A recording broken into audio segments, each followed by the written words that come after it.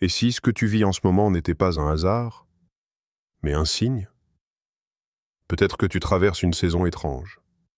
Moins de soutien, plus de pression, des questions sans réponse. Tu pries, tu avances, mais tout semble plus intense qu'avant.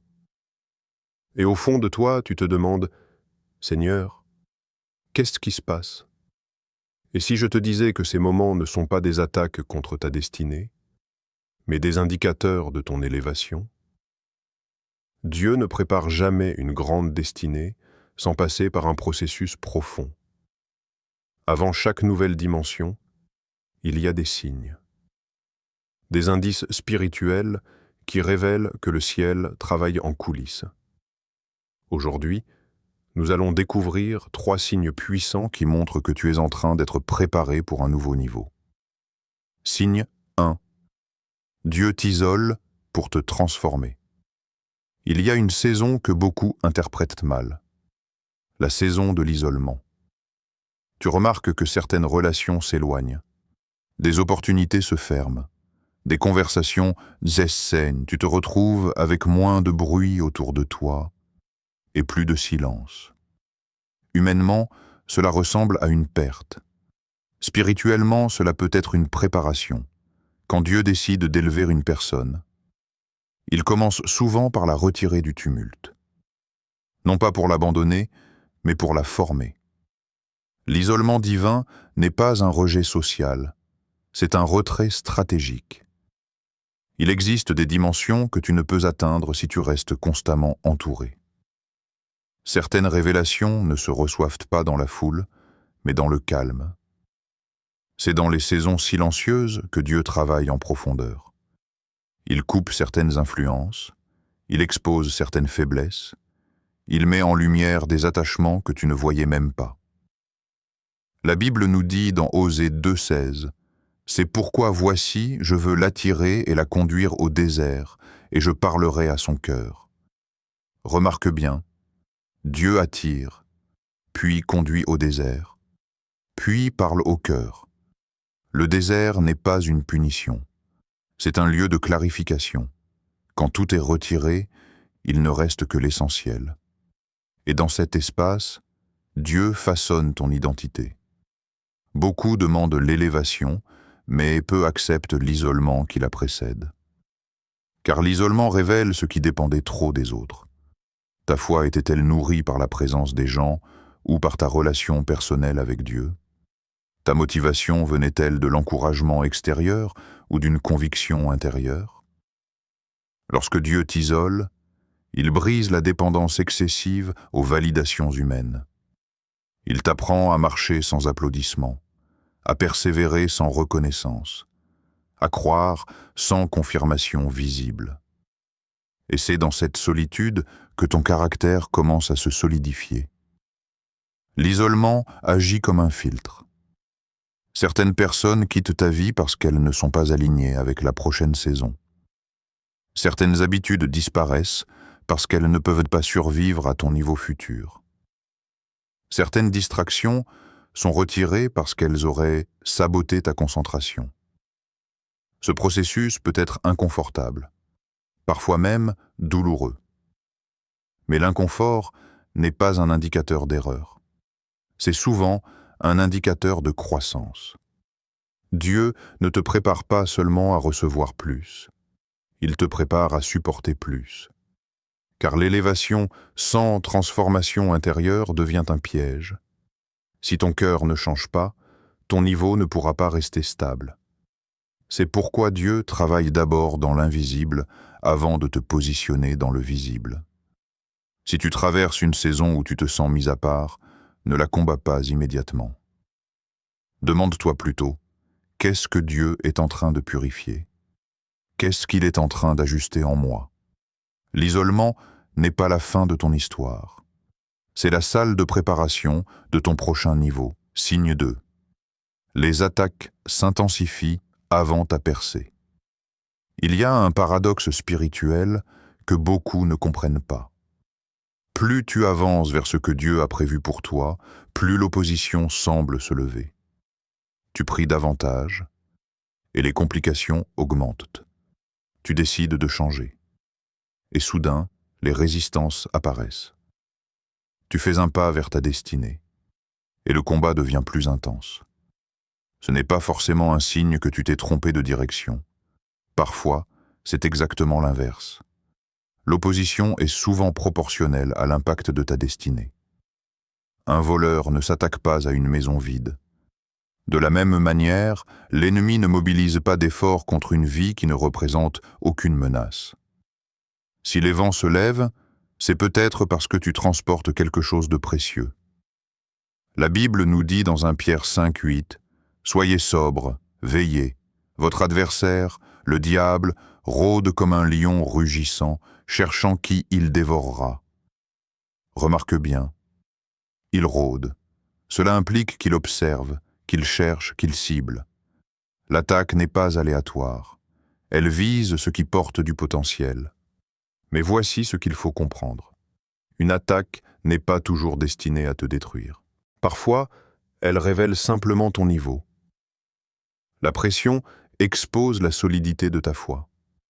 La critique révèle la stabilité de ton identité. L'injustice teste ta maturité. Avant chaque expansion, il y a une confrontation. Ce que tu appelles problème peut être un entraînement déguisé. Dieu permet parfois certaines résistances pour fortifier ta structure intérieure. Comme un muscle qui se développe sous tension, ta foi grandit sous opposition. Beaucoup abandonnent précisément au moment où ils sont les plus proches de leur percée. Pourquoi? Parce que l'intensité les effraie. Ils interprètent la guerre comme un échec, alors qu'elle peut être l'annonce d'une transition. Les saisons d'attaque ont aussi une autre fonction. Elles révèlent tes armes spirituelles. Quand tout va bien, la prière peut devenir superficielle. Mais lorsque la pression arrive, tu apprends à prier avec profondeur. Tu apprends à discerner. Tu apprends à rester stable, même quand l'extérieur est instable. Et il y a un détail important. Le silence de Dieu pendant la bataille ne signifie pas son absence. Un enseignant parle pendant la leçon, mais reste silencieux pendant l'examen. Cela ne veut pas dire qu'il a quitté la salle. Cela signifie que le test est en cours. Si tu traverses une saison où plusieurs domaines semblent t'attaquer, finances, relations, paix intérieure, ne panique pas immédiatement. Demande-toi plutôt, qu'est-ce que Dieu est en train de développer en moi à travers cela? Car une chose est certaine. Si Dieu permet un combat, c'est qu'il sait que tu as la capacité de le traverser. L'attaque n'est pas la conclusion. Elle est de la transition. Ne mesure pas ta destinée à l'intensité de la tempête. Mesure-la à la force que Dieu est en train de bâtir en toi.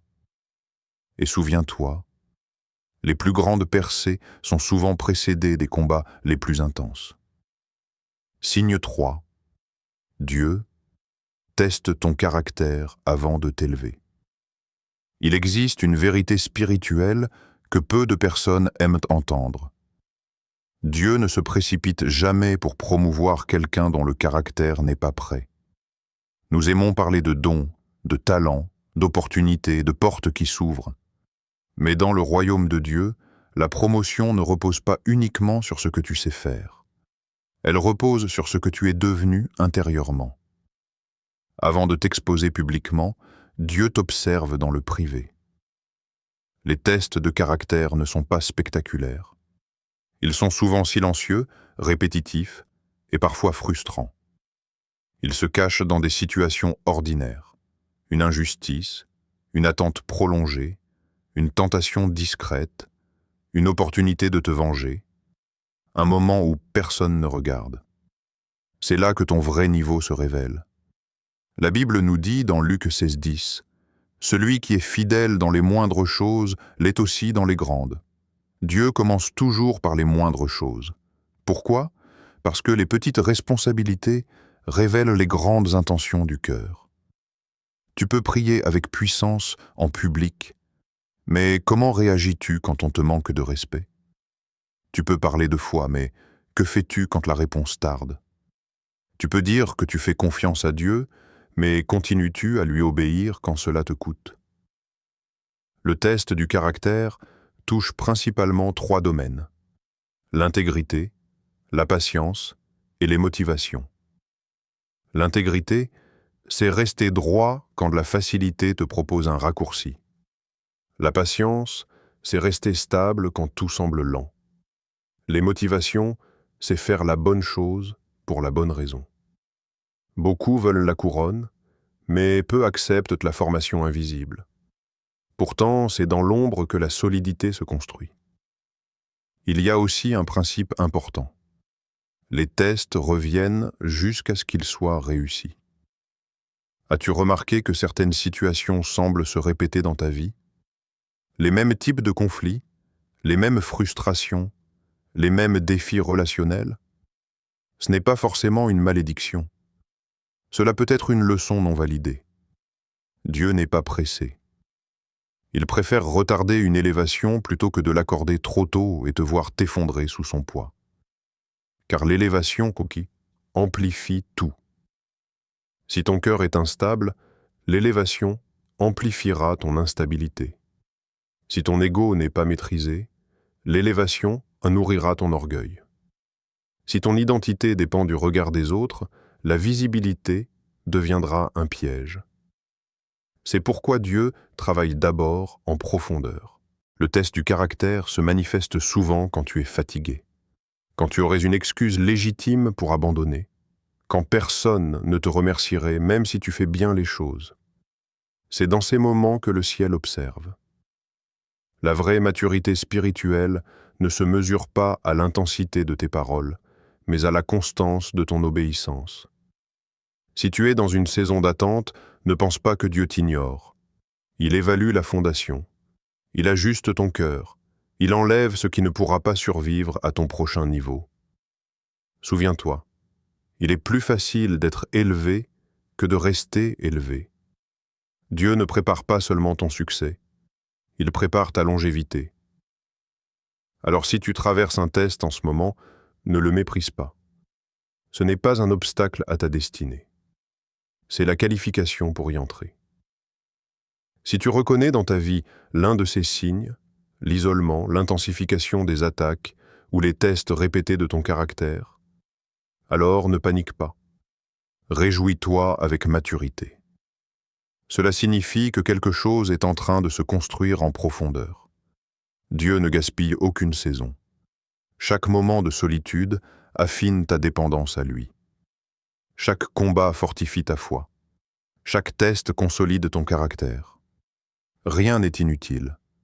Rien n'est accidentel. Ce que tu interprétais comme un retard pourrait en réalité être une préparation stratégique. L'élévation ne commence pas le jour où les autres te voient monter. Elle commence le jour où Dieu décide que ton cœur est prêt. Alors reste fidèle. Continue d'avancer, même si c'est lent, même si c'est difficile. Et écris en commentaire: « Je suis en préparation et je ne vais pas abandonner. »